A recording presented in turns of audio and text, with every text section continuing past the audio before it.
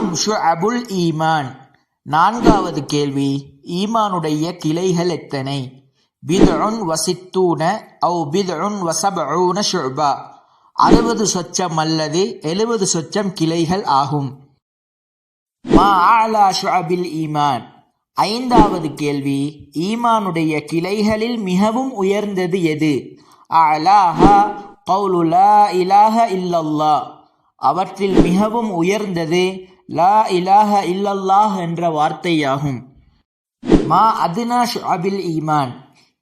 ஆறாவது கேள்வி, ஈமானுடைய கிளைகளில் மிகவும் தாழ்ந்தது எது? அதுனாஹா இமாத்தத்துல் அதா அனித் தரீக். அவற்றில் மிகவும் தாழ்ந்தது இடையூறு தரக்கூடியவைகளை பாதையை விட்டும் அகற்றுவதாகும். இன்ஷா அல்லாஹ், அல்லாஹுவை ஈமான் கொள்ளுதல் என்ற தலைப்பில் வரக்கூடிய 7வது கேள்வியை அடுத்த வீடியோக்களில் பார்ப்போம்.